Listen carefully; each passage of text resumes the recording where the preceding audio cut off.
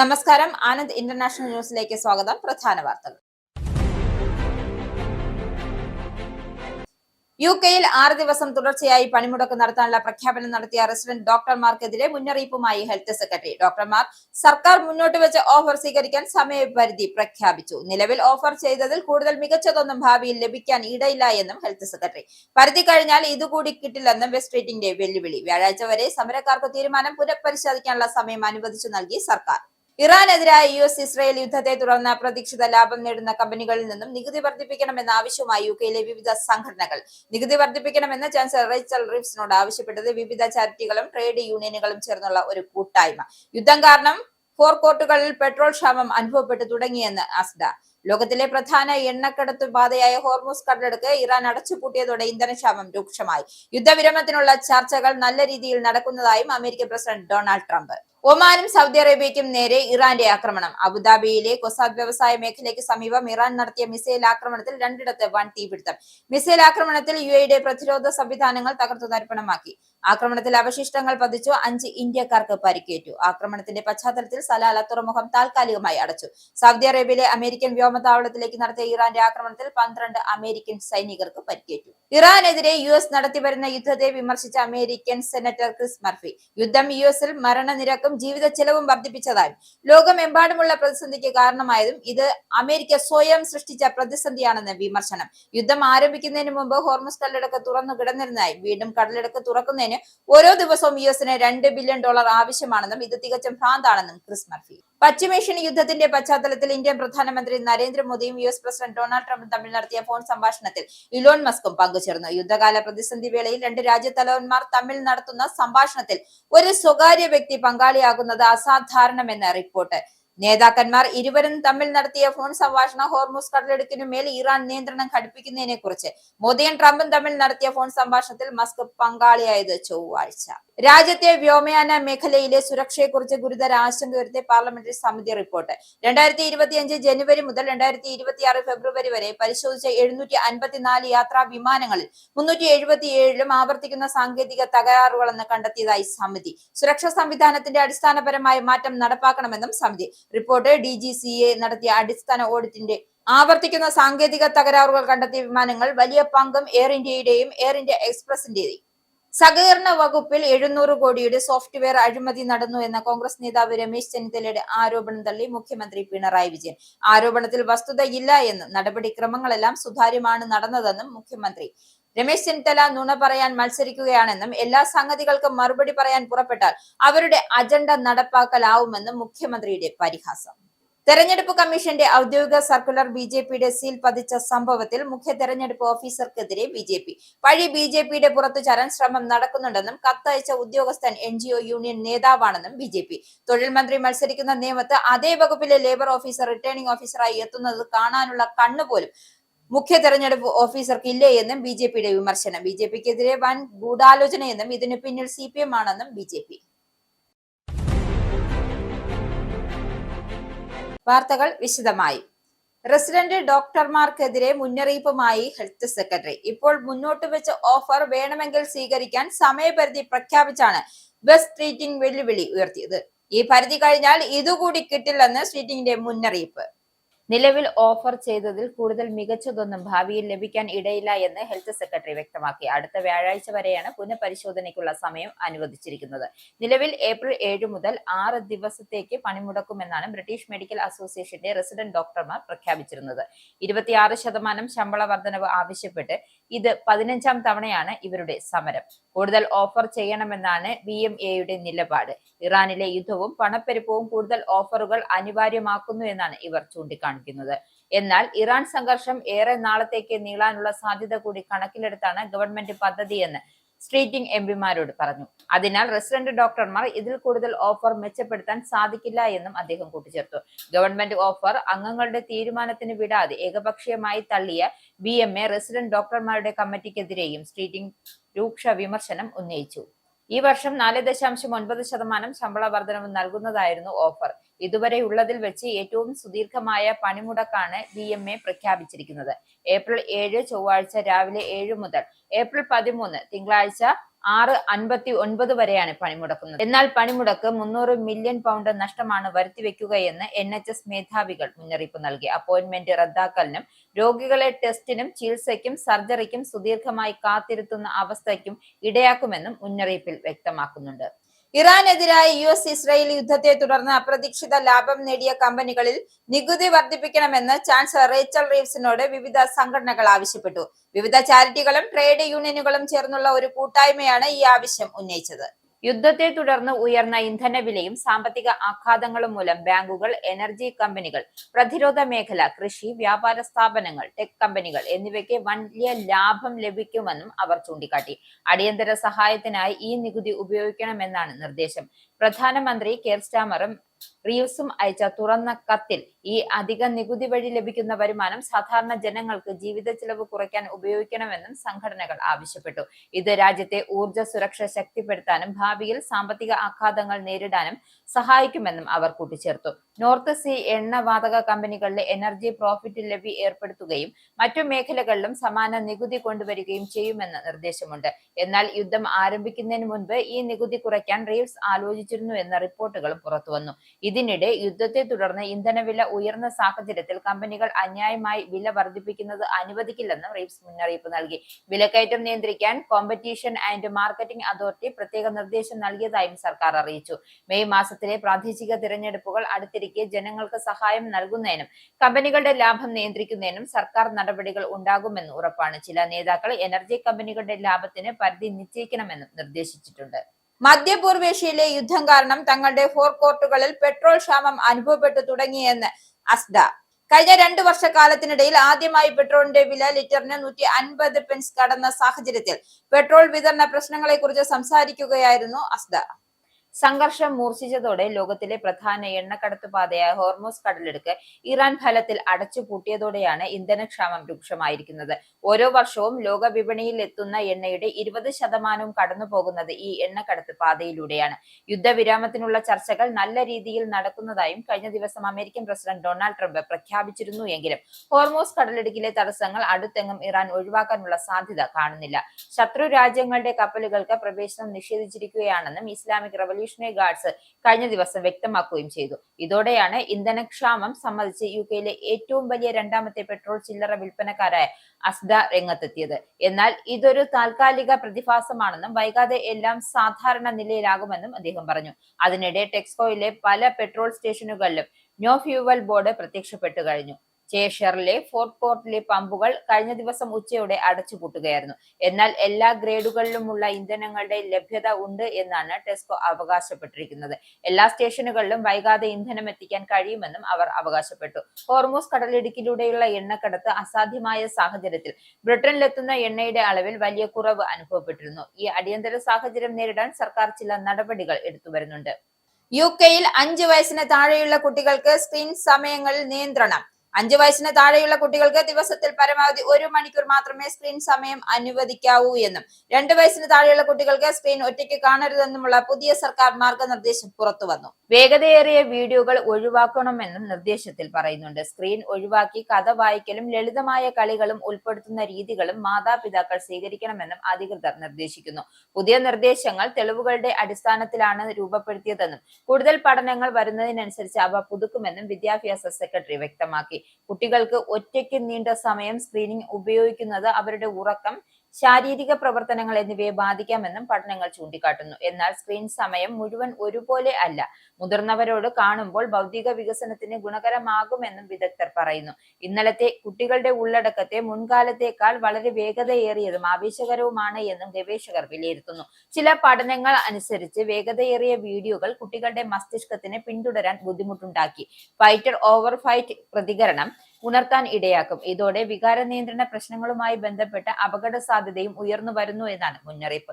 കുട്ടികൾ വേഗതയേറിയ വീഡിയോകൾ കാണുമ്പോൾ അവരുടെ മസ്തിഷ്കം അതിനെ സമ്മർദ്ദമായി കണക്കാക്കും. അതുകൊണ്ട് തന്നെ ഫൈറ്റർ ഓർ ഫൈറ്റ് പ്രതികരണം സജീവമാക്കുകയും അതുവഴി കുട്ടികളുടെ ശ്രദ്ധ, പെരുമാറ്റം, വികാര നിയന്ത്രണം എന്നിവയെ ബാധിക്കുന്നതിലേക്ക് നയിക്കപ്പെടാൻ സാധ്യതയുണ്ട് എന്നും വിദഗ്ധർ പറയുന്നു. യുകെയിൽ സിംഗിൾ യൂസ് ഇ സിഗരറ്റ് പ്രാബല്യത്തിൽ വന്നിട്ടും വായു മാലിന്യ പ്രശ്നം ഗുരുതരമായി തുടരുന്നു റിപ്പോർട്ട്.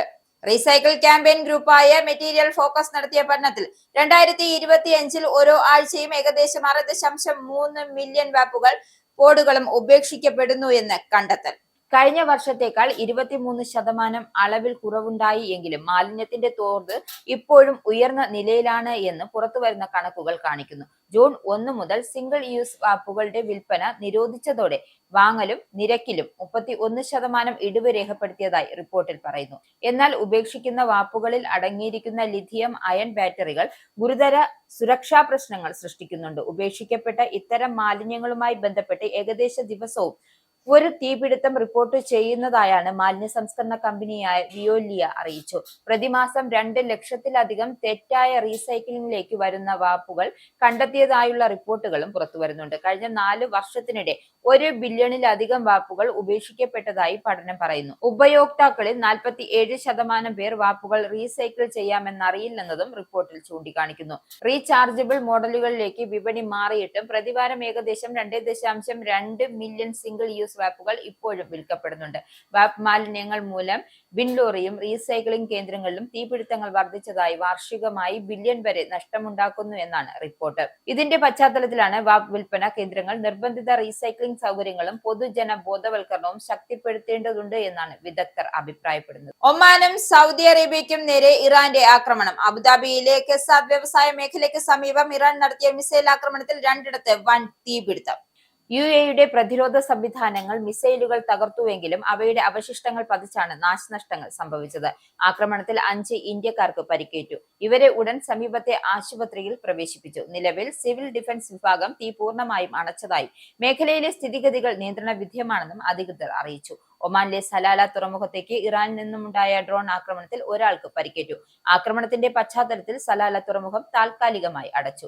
സൗദി അറേബ്യയിലെ അമേരിക്കൻ വ്യോമതാവളത്തിലേക്കും ഇറാൻ ആക്രമണം നടത്തി. ആക്രമണത്തിൽ 12 അമേരിക്കൻ സൈനികർക്ക് പരിക്കേറ്റതായാണ് റിപ്പോർട്ട്. മധ്യ ഇറാനിലെ ഖുഗാഡ്വാർ യുറേനിയം സംസ്കരണ പ്ലാന്റിൽ ഇസ്രയേൽ ബോംബിട്ടു.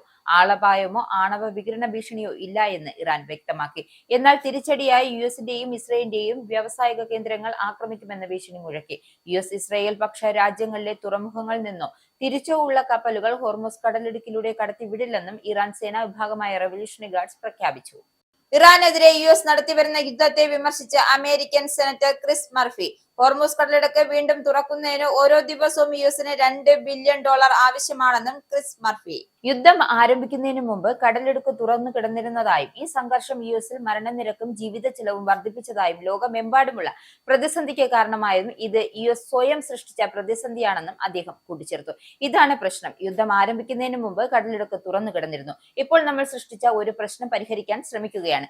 ഇത് ഭ്രാന്താണെന്നും അദ്ദേഹം പറഞ്ഞു. $2 ബില്യൺ എന്നത് വലിയ ഒരു തുകയാണ്. ഓരോ ദിവസവും യുദ്ധത്തിനു വേണ്ടി ചെലവഴിക്കുന്ന ഏറ്റവും കുറഞ്ഞ തുക ഇതാണെന്നും അദ്ദേഹം കൂട്ടിച്ചേർത്തു. നിലവിൽ നടക്കുന്ന യുദ്ധത്തിനിടയിൽ ആഗോള കപ്പൽ ഗതാഗതം നിയന്ത്രിക്കാനുള്ള നീക്കത്തിന്റെ ഭാഗമായി ഇറാൻ ഹോർമുസ് കടലിടുക്ക് വഴി കടന്നു പോകുന്ന ചില കപ്പലുകളിൽ നിന്നും $2 മില്യൺ ഈടാക്കാൻ തീരുമാനിച്ചിരിക്കുകയാണ് എന്നാണ് റിപ്പോർട്ടുകൾ വന്നു. ഇറാനിയൻ നിയമസഭാ അംഗവും പാർലമെന്റിന്റെ ദേശീയ സുരക്ഷാ കമ്മിറ്റി അംഗവുമായ അലാവുദ്ദീൻ ബ്രോഡ്കാസ്റ്ററായ ഇസ്ലാമിക് റിപ്പബ്ലിക് ഓഫ് ഇറാൻ ബ്രോഡ്കാസ്റ്റിംഗിനോട് ഇക്കാര്യം വ്യക്തമാക്കി. ഈ വലിയ ടോൾ ഇതിനകം നടപ്പിലാക്കിയിട്ടുണ്ട് എന്നും ഇസ്രായേൽ ഇറാനിൽ പുതിയ ആക്രമണ പരമ്പരകൾ ആരംഭിക്കുകയും യുദ്ധം അവസാനിപ്പിക്കുന്നതിനുള്ള ചർച്ചകൾ നന്നായി പോവുകയാണ് എന്നും ഹോർമുസ് കടലിടുക്ക് തുറക്കാൻ ഇറാന് കൂടുതൽ സമയം നൽകുന്നു എന്ന് അവകാശപ്പെട്ടാണ് യുഎസ് പ്രസിഡന്റ് ഡൊണാൾഡ് ട്രംപ് ആക്രമണങ്ങൾ വർദ്ധിപ്പിക്കുകയും വിപുലീകരിക്കുകയും ചെയ്യുമെന്നും വെള്ളിയാഴ്ച ഭീഷണിപ്പെടുത്തുകയും ചെയ്തു. എന്നാൽ പിന്മാറുന്നതിന്റെ സൂചനകളൊന്നും ഇതുവരെയും ഉണ്ടായിട്ടില്ല. പശ്ചിമേഷ്യൻ യുദ്ധത്തിന്റെ പശ്ചാത്തലത്തിൽ ഇന്ത്യൻ പ്രധാനമന്ത്രി നരേന്ദ്രമോദിയും യുഎസ് പ്രസിഡന്റ് ഡൊണാൾഡ് ട്രംപും തമ്മിൽ നടത്തിയ ഫോൺ സംഭാഷണത്തിൽ അമേരിക്കൻ ശതകോടീശ്വരനും വ്യവസായിയുമായ എലോൺ മസ്കും പങ്കുചേർന്നതായി റിപ്പോർട്ട്. ചൊവ്വാഴ്ച മോദിയും ട്രംപും തമ്മിൽ നടത്തിയ ഫോൺ സംഭാഷണത്തിലാണ് മസ്കും പങ്കാളിയായതെന്നും യുദ്ധകാല പ്രതിസന്ധി വേളയിൽ 2 രാജ്യതലവന്മാരും തമ്മിൽ നടത്തുന്ന സംഭാഷണത്തിൽ ഒരു സ്വകാര്യ വ്യക്തി പങ്കാളിയാകുന്നത് അസാധാരണമെന്ന് റിപ്പോർട്ട്. മിഡിൽ ഈസ്റ്റിലെ പ്രതിസന്ധി രൂക്ഷമായതിനെ കുറിച്ച്, പ്രത്യേകിച്ച് ഹോർമുസ് കടലിടുക്കിനുമേൽ ഇറാൻ നിയന്ത്രണം ഘടിപ്പിക്കുന്നതിനെ കുറിച്ചായിരുന്നു നേതാക്കന്മാർ ഇരുവരും തമ്മിൽ നടത്തിയ ഫോൺ സംഭാഷണമെന്നും ന്യൂയോർക്ക് ടൈംസ് പറയുന്നു. ഉന്നത യുഎസ് ഉദ്യോഗസ്ഥരെ ഉദ്ധരിച്ചുകൊണ്ടുള്ളതാണ് റിപ്പോർട്ട്. മസ്ക് എന്തുകൊണ്ട് ഈ ഫോൺ സംഭാഷണത്തിൽ ഉൾപ്പെട്ടുവെന്നോ ചർച്ചയിൽ ഏതു തരത്തിലുള്ള പങ്കാളിത്തമാണ് വഹിച്ചതെന്നോ വ്യക്തമല്ല. സർക്കാരിൽ ഒരു വിധത്തിലുള്ള പങ്കാളിത്തമില്ലാത്ത മസ്ക് ഇത്തരം ഒരു ഉന്നതതല ചർച്ചയിൽ പങ്കാളിത്തം വഹിച്ചത് നയതന്ത്ര കീഴ്വഴക്കങ്ങൾക്ക് വിരുദ്ധമാണ് എന്നാണ് വിലയിരുത്തപ്പെടുന്നത്. കഴിഞ്ഞ വർഷത്തെ പിണക്കത്തിനു ശേഷം ട്രംപും മസ്കും തമ്മിലുള്ള ബന്ധം മെച്ചപ്പെടുത്തുന്നതിന്റെ സൂചനയാകാം ഫോൺ സംഭാഷണത്തിൽ മസ്കിന്റെ സാന്നിധ്യം എന്നാണ് കണക്കാക്കപ്പെടുന്നത്. സ്പേസ്, ഊർജം തുടങ്ങിയ മസ്കിന് താൽപര്യമുള്ള മേഖലകളും പശ്ചിമേഷ്യൻ പ്രതിസന്ധി നേരിട്ട് ബാധിക്കുന്ന ഇന്ത്യയും ഗൾഫും ഉൾപ്പെടെയുള്ള മേഖലകളും തമ്മിൽ ബന്ധപ്പെട്ട് കിടക്കുന്നുണ്ട്. മാത്രമല്ല, ഇന്ത്യയിലെ തന്റെ ബിസിനസ് മേഖല വിപുലീകരിക്കപ്പെടാനുള്ള നീക്കത്തിന്റെ ഭാഗമാണ് ഇതെന്ന്. മസ്കിന്റെ സാറ്റലൈറ്റ് ഇന്റർനെറ്റ് സർവീസ് ഉൾപ്പെടെയുള്ളവ ഇന്ത്യയുടെ അനുമതി കാത്തുകിടക്കുകയാണ്. പ്രശസ്ത ഗോൾഫ് താരം ടൈഗർ വുഡ്സിനെ പോലീസ് DUI കേസിൽ അറസ്റ്റ് ചെയ്തു. ഫ്ലോറിഡയിലെ ജൂപ്പിറ്റർ ഐലൻഡിൽ ഉണ്ടായ വാഹനാപകടത്തെ തുടർന്നാണ് അറസ്റ്റ്. വെള്ളിയാഴ്ച ഉച്ചയ്ക്ക് 2 മണിയോടെയാണ് അപകടമുണ്ടായത്. 50-കാരനായ വുഡ്സിന് പരിക്കുകളൊന്നും ഉണ്ടായില്ല എന്നും അധികൃതർ അറിയിച്ചു. അപകടത്തിൽപ്പെട്ട് മറ്റ് 2 പേരിൽ ഒരാൾ സ്ഥിരാവസ്ഥയിലാണെന്നും മറ്റൊരാൾ ആശുപത്രിയിൽ പോകാൻ വിസമ്മതിച്ചതായും പോലീസ് വ്യക്തമാക്കി. വുഡ്സ് അതിവേഗത്തിൽ 2 ലെയിൻ റോഡിലൂടെ ട്രക്ക് മറികടക്കാൻ ശ്രമിക്കുന്നതിനിടെ ട്രക്കിന്റെ ട്രെയിലറുമായി ഇടിച്ച് വാഹനം മറിഞ്ഞാണ് അപകട കാരണമെന്നും അന്വേഷണത്തിൽ കണ്ടെത്തി. അപകടത്തിന് പിന്നാലെ വുഡ്സ് സ്വയം വാഹനത്തിൽ നിന്നും പുറത്തേക്ക് ഇറങ്ങിയതായും പോലീസ് പറഞ്ഞു. വാഹനത്തിൽ മയക്കുമരുന്നുകളോ മറ്റു ലഹരി വസ്തുക്കളോ കണ്ടെത്തിയിട്ടില്ല എന്നും അദ്ദേഹം ഒറ്റയ്ക്കായിരുന്നു യാത്ര ചെയ്തതെന്നും അധികൃതർ കൂട്ടിച്ചേർത്തു. വുഡ്സിനെതിരെ DUI, സ്വത്തു തകർക്കൽ, നിയമപരമായ പരിശോധനയ്ക്ക് വിസമ്മതം എന്നീ കുറ്റങ്ങളാണ് ചുമത്തിയിരിക്കുന്നത്. ശ്വാസപരിശോധനയിൽ മദ്യപാനം കണ്ടെത്തിയിട്ടില്ലെങ്കിലും മൂത്രപരിശോധനയ്ക്ക് അദ്ദേഹം വിസമ്മതിച്ചാണ് കേസിൽ പ്രധാനമായും ചൂണ്ടിക്കാണിക്കുന്നത്. അപകടത്തെക്കുറിച്ച് അമേരിക്കൻ പ്രസിഡന്റ് ഡൊണാൾഡ് ട്രംപും പ്രതികരിച്ചു. വുഡ്സ് തന്റെ അടുത്ത സുഹൃത്താണെന്നും അപകടത്തിനു ശേഷം ചില ബുദ്ധിമുട്ടുകൾ നേരിടുകയാണെന്നും അദ്ദേഹം പറഞ്ഞു. ഫ്ലോറിഡയിൽ DUI കേസുകളിൽ ശിക്ഷകൾ കുറ്റങ്ങളുടെ ഗൗരവം അനുസരിച്ച് വ്യത്യാസപ്പെടും. ആദ്യ കുറ്റത്തിന് 6 മാസം വരെ തടവ് ശിക്ഷ ലഭിക്കാമെങ്കിലും ഗുരുതര സാഹചര്യങ്ങൾ ഇത് വർദ്ധിക്കാം. ആവർത്തിച്ചുള്ള കുറ്റകൃത്യങ്ങൾക്കും അപകടത്തിൽ ആളപായം സംഭവിക്കുന്ന സാഹചര്യങ്ങളിലും കൂടുതൽ കർശനമായ ശിക്ഷകൾ നിയമത്തിൽ വ്യവസ്ഥ ചെയ്യപ്പെട്ടിട്ടുണ്ട്. ഇനി പൗണ്ട്, യൂറോ, ഡോളർ, രൂപ ഇന്നത്തെ വിനിമയ നിരക്ക്. 1 പൗണ്ട് 125.85 ഇന്ത്യൻ രൂപ, 1 pound 1.15 euro, 1 US dollar 94.86 Indian രൂപ, 1 യൂറോ 109.01 ഇന്ത്യൻ രൂപ, 1 pound 1.33 US dollar, 1 Canadian dollar 68.17 Indian രൂപ. ഇനിയൊരു ഇടവേള. വീണ്ടും വാർത്തകളിലേക്ക്.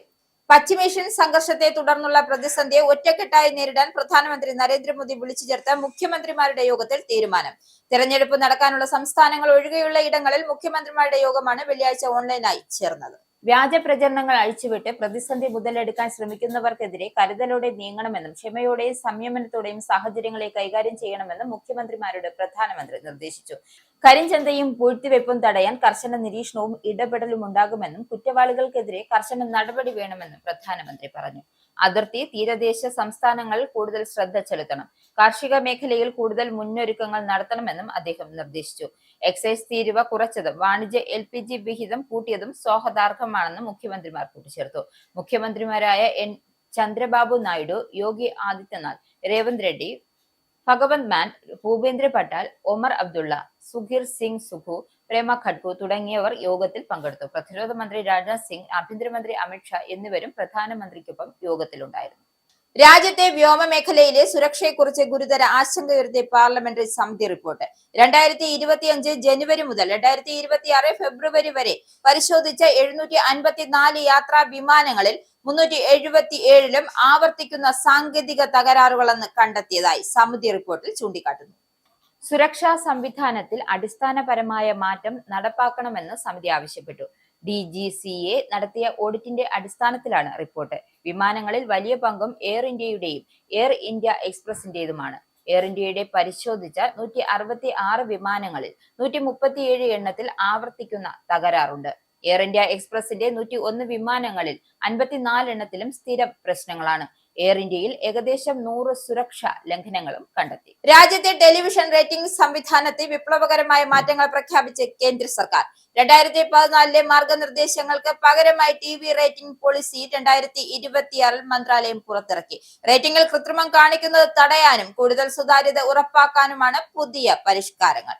TV ഓപ്പൺ ചെയ്യുമ്പോൾ ആദ്യം തെളിയുന്ന ചാനൽ ലാൻഡിംഗിന് പേജ് വഴി ലഭിക്കുന്ന കാഴ്ചക്കാരെ ഇനി മുതൽ റേറ്റിംഗിൽ ഉൾപ്പെടുത്തില്ല. ഇത് വെറും മാർക്കറ്റിംഗ് ടൂൾ മാത്രമായി പരിഗണിക്കാമെന്നും ലാൻഡിംഗ് പേജുകൾ വഴി റേറ്റിംഗ് കൃത്യമായി വർദ്ധിപ്പിക്കുന്ന രീതിക്ക് ഇതോടെ അന്ത്യമാകും. പുതിയ ഏജൻസികൾക്ക് ഈ രംഗത്തേക്ക് കടന്നുവരാൻ നിലവിലുണ്ടായിരുന്ന 20 കോടി രൂപയുടെ നെറ്റ്വർത്ത് നിബന്ധന 5 കോടി രൂപയായി കുറച്ചു. ഇത് മത്സരവും സുതാര്യതയും വർദ്ധിപ്പിക്കാൻ സഹായിക്കും.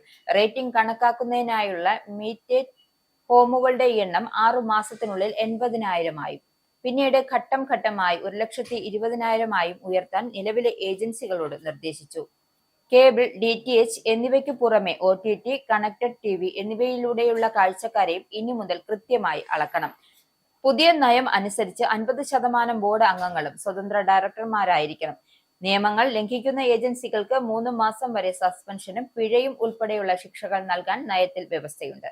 സഹകരണ വകുപ്പിൽ 700 കോടിയുടെ സോഫ്റ്റ്വെയർ അഴിമതി നടന്നെന്ന കോൺഗ്രസ് നേതാവ് രമേശ് ചെന്നിത്തലയുടെ ആരോപണം തള്ളി മുഖ്യമന്ത്രി പിണറായി വിജയൻ.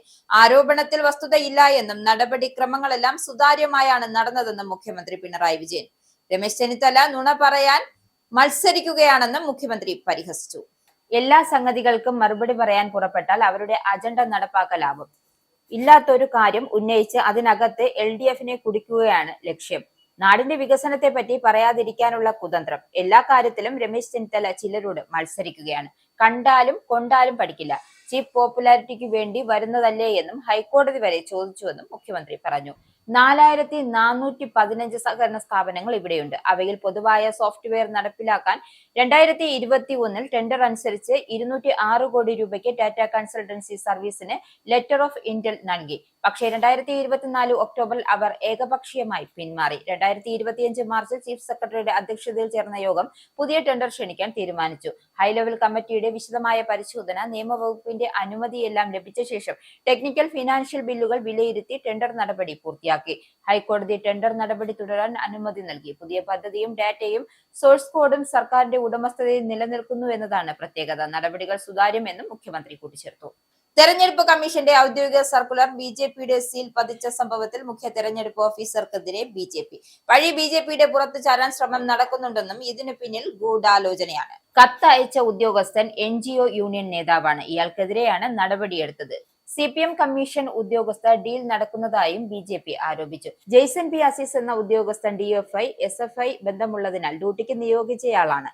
തൊഴിൽ മന്ത്രി മത്സരിക്കുന്ന നിയമത്ത് അതേ വകുപ്പിലെ ലേബർ ഓഫീസർ റിട്ടേണിംഗ് ഓഫീസറായും എത്തുന്നു. ഇതൊന്നും കാണാനുള്ള കണ്ണ് മുഖ്യ തിരഞ്ഞെടുപ്പ് ഓഫീസർക്ക് ഇല്ലേ എന്നും BJPയുടെ വിമർശനം. വിഷയത്തിൽ BJP കേന്ദ്ര തെരഞ്ഞെടുപ്പ് കമ്മീഷന് പരാതി നൽകി. തെരഞ്ഞെടുപ്പ് ഉദ്യോഗസ്ഥരെ മാറ്റണമെന്നും BJP ആവശ്യപ്പെട്ടു.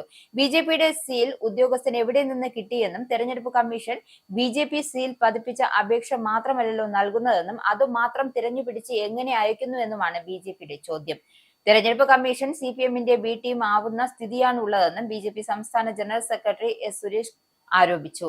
NGO യൂണിയൻ സഹാക്കൾ കമ്മീഷൻ പ്രവർത്തനം അട്ടിമറിക്കുന്നുവെന്നും സുരേഷ് ആരോപിച്ചു. മുൻ KPCC പ്രസിഡന്റ് K. സുധാകരൻ ഡൽഹിയിൽ. ഹൈക്കമാൻഡ് നിർദ്ദേശപ്രകാരമാണ് ഡൽഹിയിലെത്തിയത്. ദേശീയ അധ്യക്ഷൻ മല്ലികാർജ്ജുൻ ഖാർഗെ അടിയന്തരമായി വിളിപ്പിച്ചതായാണ് വിവരം. ഇന്ന് രാവിലെ ഡൽഹിയിലെത്തിയ K. സുധാകരൻ വൈകിട്ടോടെ ഖാർഗെയുമായി കൂടിക്കാഴ്ച നടത്തും. കൂടിക്കാഴ്ചയുടെ വിഷയം എന്തെന്ന് വ്യക്തമല്ല. സ്ഥാനാർത്ഥിത്വ നിർണയവുമായി ബന്ധപ്പെട്ട് K. സുധാകരൻ പാർട്ടിയോട് ഇടഞ്ഞിരുന്നു. ഈ വിഷയത്തിൽ കുറെ ദിവസം ഡൽഹിയിൽ തന്നെ തുടർന്ന് K. സുധാകരൻ ഒടുവിൽ ഹൈക്കമാൻഡ് പറഞ്ഞതനുസരിച്ച് നിയമസഭാ തെരഞ്ഞെടുപ്പിൽ മത്സരിക്കുന്നതിൽ നിന്നും പിന്മാറുകയായിരുന്നു. K. സുധാകരന് മത്സരിക്കണമെന്ന ആഗ്രഹമുണ്ടായിരുന്നുവെങ്കിലും MPമാർ മത്സരിക്കേണ്ടെന്ന നിലപാടിൽ ഉറച്ചു നിൽക്കുകയായിരുന്നു ഹൈക്കമാൻഡ്. പിന്നീട് സുധാകരൻ തെരഞ്ഞെടുപ്പ് പ്രവർത്തനങ്ങൾ സജീവമാവുകയായിരുന്നു. രാഹുൽ ഗാന്ധി, AK ആന്റണി, രമേശ് ചെന്നിത്തല, KC വേണുഗോപാൽ തുടങ്ങിയ നേതാക്കളാണ് സുധാകരനെ അനുനയിപ്പിക്കാനുള്ള ശ്രമത്തിന് മുൻകൈയെടുത്തത്. ഇനി സ്പോർട്സ്.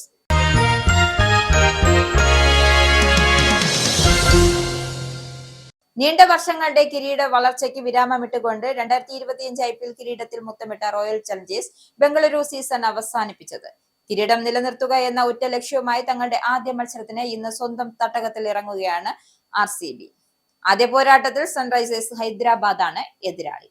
ബംഗളൂരു ചിന്നസ്വാമി സ്റ്റേഡിയത്തിൽ രാത്രി 7:30 മത്സരം ആരംഭിക്കുക. ഉദ്ഘാടന മത്സരം മാത്രമല്ല, IPL 19 സീസന്റെ കലാശപ്പോരിന് വേദിയാകുന്നത് ബംഗളൂരു ചിന്നസ്വാമി സ്റ്റേഡിയം തന്നെയാണ്. വർണ്ണാഭമായ ആഘോഷങ്ങളോ നൃത്തപരിപാടികളോ സംഗീത വിരുന്നോ ഒന്നും തന്നെ ഇല്ല എന്നും ഇന്ന് പുതിയ സീസൺ തുടങ്ങുന്നത്. ആഘോഷ പരിപാടികൾ ഒഴിവാക്കി മത്സരം മാത്രം നടത്തിയാൽ മതിയെന്നുള്ള തീരുമാനം BCCI നേരത്തെ തന്നെ അറിയിച്ചിരുന്നു. കഴിഞ്ഞ വർഷം ബംഗളൂരു IPL ചാമ്പ്യന്മാരായതിനു പിന്നാലെ ടീമിന്റെ വിജയാഘോഷങ്ങൾക്കിടെ ജൂൺ 4 സ്റ്റേഡിയത്തിൽ പരിസര പ്രദേശത്തായ തിക്കിലും തിരക്കിലും പെട്ട് 11 പേർക്ക് ജീവൻ നഷ്ടമായിരുന്നു. അവരോടുള്ള ആദരസൂചകമായാണ് ആഘോഷ പരിപാടികൾ ഒഴിവാക്കാൻ തീരുമാനിച്ചത്. ഒപ്പം സ്റ്റേഡിയത്തിൽ 11 ഇരിപ്പിടങ്ങൾ ഒഴിച്ചിടാനും കർണാടക ക്രിക്കറ്റ് അസോസിയേഷൻ മത്സരത്തിന് മുമ്പ് പരിശീലനത്തിനിറങ്ങുമ്പോൾ എല്ലാ താരങ്ങളും 11-ാം നമ്പർ ജേഴ്സി ധരിക്കണമെന്നും ടീമും വ്യക്തമാക്കിയിട്ടുണ്ട്. പ്രധാന വാർത്തകൾ ഒരിക്കൽ കൂടി. യുകെയിൽ 6 ദിവസം തുടർച്ചയായി പണിമുടക്ക് നടത്താനുള്ള പ്രഖ്യാപനം നടത്തിയ റെസിഡന്റ് ഡോക്ടർമാർക്കെതിരെ മുന്നറിയിപ്പുമായി ഹെൽത്ത് സെക്രട്ടറി. ഡോക്ടർമാർ സർക്കാർ മുന്നോട്ട് വെച്ച ഓഫർ സ്വീകരിക്കാൻ സമയപരിധി പ്രഖ്യാപിച്ചു. നിലവിൽ ഓഫർ ചെയ്തതിൽ കൂടുതൽ മികച്ചതൊന്നും ഭാവിയിൽ ലഭിക്കാൻ ഇടയില്ല എന്നും ഹെൽത്ത് സെക്രട്ടറി. പരിധി കഴിഞ്ഞാൽ ഇതുകൂടി കിട്ടില്ലെന്നും വെസ്റ്റ്രീറ്റിന്റെ വെല്ലുവിളി. വ്യാഴാഴ്ച വരെ സമരക്കാർക്ക് തീരുമാനം പുനഃപരിശോധിക്കാനുള്ള സമയം അനുവദിച്ചു നൽകി സർക്കാർ. ഇറാനെതിരായ US-ഇസ്രയേൽ യുദ്ധത്തെ തുടർന്ന് അപ്രതീക്ഷിത ലാഭം നേടുന്ന കമ്പനികളിൽ നിന്നും നികുതി വർദ്ധിപ്പിക്കണമെന്ന ആവശ്യവുമായി യുകെയിലെ വിവിധ സംഘടനകൾ. നികുതി വർദ്ധിപ്പിക്കണമെന്ന് ചാൻസലർ റേച്ചൽ റീവ്സിനോട് ആവശ്യപ്പെട്ടത് വിവിധ ചാരിറ്റികളും ട്രേഡ് യൂണിയനുകളും ചേർന്നുള്ള ഒരു കൂട്ടായ്മ. യുദ്ധം കാരണം ഫോർകോർട്ടുകളിൽ പെട്രോൾ ക്ഷാമം അനുഭവപ്പെട്ടു തുടങ്ങിയെന്ന് അസ്ഡ. ലോകത്തിലെ പ്രധാന എണ്ണക്കടത്തു പാതയായ ഹോർമുസ് കടലിടുക്ക് ഇറാൻ അടച്ചുപൂട്ടിയതോടെ ഇന്ധനക്ഷാമം രൂക്ഷമായി. യുദ്ധവിരമണത്തിനുള്ള ചർച്ചകൾ നല്ല രീതിയിൽ നടക്കുന്നതായും അമേരിക്കൻ പ്രസിഡന്റ് ഡൊണാൾഡ് ട്രംപ്. ഒമാനും സൗദി അറേബ്യയ്ക്കും നേരെ ഇറാന്റെ ആക്രമണം. അബുദാബിയിലെ കൊസാദ് വ്യവസായ മേഖലയ്ക്ക് സമീപം ഇറാൻ നടത്തിയ മിസൈൽ ആക്രമണത്തിൽ 2 വൻ തീപിടുത്തം. മിസൈൽ ആക്രമണത്തിൽ UAEയുടെ പ്രതിരോധ സംവിധാനങ്ങൾ തകർത്തു തരിപ്പണമാക്കി. ആക്രമണത്തിൽ അവശിഷ്ടങ്ങൾ പതിച്ചു. 5 ഇന്ത്യക്കാർക്ക് പരിക്കേറ്റു. ആക്രമണത്തിന്റെ പശ്ചാത്തലത്തിൽ സലാല തുറമുഖം താൽക്കാലികമായി അടച്ചു. സൗദി അറേബ്യയിലെ അമേരിക്കൻ വ്യോമതാവളത്തിലേക്ക് നടത്തിയ ഇറാന്റെ ആക്രമണത്തിൽ 12 അമേരിക്കൻ സൈനികർക്ക് പരിക്കേറ്റു. ഇറാനെതിരെ US നടത്തിവരുന്ന യുദ്ധത്തെ വിമർശിച്ച അമേരിക്കൻ സെനറ്റർ ക്രിസ് മർഫി, യുദ്ധം US-ൽ മരണനിരക്കും ജീവിത ചെലവും വർദ്ധിപ്പിച്ചതായും ലോകമെമ്പാടുമുള്ള പ്രതിസന്ധിക്ക് കാരണമായതും ഇത് അമേരിക്ക സ്വയം സൃഷ്ടിച്ച പ്രതിസന്ധിയാണെന്ന് വിമർശനം. യുദ്ധം ആരംഭിക്കുന്നതിന് മുമ്പ് ഹോർമുസ് കടലിടുക്ക് തുറന്നു കിടന്നിരുന്നതായും വീണ്ടും കടലിടുക്ക് തുറക്കുന്നതിന് ഓരോ ദിവസവും US-ന് $2 ബില്യൺ ആവശ്യമാണെന്നും ഇത് തികച്ചും ഭ്രാന്താണെന്നും ക്രിസ് മർഫി. പശ്ചിമേഷ്യൻ യുദ്ധത്തിന്റെ പശ്ചാത്തലത്തിൽ ഇന്ത്യൻ പ്രധാനമന്ത്രി നരേന്ദ്രമോദിയും US പ്രസിഡന്റ് ഡൊണാൾഡ് ട്രംപും തമ്മിൽ നടത്തിയ ഫോൺ സംഭാഷണത്തിൽ ഇലോൺ മസ്കും പങ്കുചേർന്നു. യുദ്ധകാല പ്രതിസന്ധി വേളയിൽ 2 രാജ്യത്തലവന്മാർ തമ്മിൽ നടത്തുന്ന സംഭാഷണത്തിൽ ഒരു സ്വകാര്യ വ്യക്തി പങ്കാളിയാകുന്നത് അസാധാരണമെന്ന് റിപ്പോർട്ട്. നേതാക്കന്മാർ ഇരുവരും തമ്മിൽ നടത്തിയ ഫോൺ സംഭാഷണം ഹോർമുസ് കടലിടുക്കിനു മേൽ ഇറാൻ നിയന്ത്രണം ഘടിപ്പിക്കുന്നതിനെ കുറിച്ച്. മോദിയും ട്രംപും തമ്മിൽ നടത്തിയ ഫോൺ സംഭാഷണത്തിൽ മസ്ക് പങ്കാളിയായത് ചൊവ്വാഴ്ച. രാജ്യത്തെ വ്യോമയാന മേഖലയിലെ സുരക്ഷയെക്കുറിച്ച് ഗുരുതര ആശങ്ക ഉയർത്തിയ പാർലമെന്ററി സമിതി റിപ്പോർട്ട്. 2025 ജനുവരി മുതൽ 2026 ഫെബ്രുവരി വരെ പരിശോധിച്ച 754 യാത്രാ വിമാനങ്ങളിൽ 377ലും ആവർത്തിക്കുന്ന സാങ്കേതിക തകരാറുകളെന്ന് കണ്ടെത്തിയതായി സമിതി. സുരക്ഷാ സംവിധാനത്തിന്റെ അടിസ്ഥാനപരമായ മാറ്റം നടപ്പാക്കണമെന്നും സമിതി. റിപ്പോർട്ട് DGCA നടത്തിയ അടിസ്ഥാന ഓഡിറ്റിന്റെ ആവർത്തിക്കുന്ന സാങ്കേതിക തകരാറുകൾ കണ്ടെത്തിയ വിമാനങ്ങൾ വലിയ പങ്കും എയർ ഇന്ത്യയുടെയും എയർ ഇന്ത്യ എക്സ്പ്രസിന്റെയും. സഹകരണ വകുപ്പിൽ 700 കോടിയുടെ സോഫ്റ്റ്വെയർ അഴിമതി നടന്നു എന്ന കോൺഗ്രസ് നേതാവ് രമേശ് ചെന്നിത്തലയുടെ ആരോപണം തള്ളി മുഖ്യമന്ത്രി പിണറായി വിജയൻ. ആരോപണത്തിൽ വസ്തുതയില്ല എന്നും നടപടിക്രമങ്ങളെല്ലാം സുതാര്യമാണ് നടന്നതെന്നും മുഖ്യമന്ത്രി. രമേശ് ചെന്നിത്തല നുണ പറയാൻ മത്സരിക്കുകയാണെന്നും എല്ലാ സംഗതികൾക്കും മറുപടി പറയാൻ പുറപ്പെട്ടാൽ അവരുടെ അജണ്ട നടപ്പാക്കലാവുമെന്നും മുഖ്യമന്ത്രിയുടെ പരിഹാസം. തെരഞ്ഞെടുപ്പ് കമ്മീഷന്റെ ഔദ്യോഗിക സർക്കുലർ BJPയുടെ സീൽ പതിച്ച സംഭവത്തിൽ മുഖ്യ തെരഞ്ഞെടുപ്പ് ഓഫീസർക്കെതിരെ BJP. വഴി BJPയുടെ പുറത്തു ചാരാൻ ശ്രമം നടക്കുന്നുണ്ടെന്നും കത്തയച്ച ഉദ്യോഗസ്ഥൻ NGO യൂണിയൻ നേതാവാണെന്നും BJP.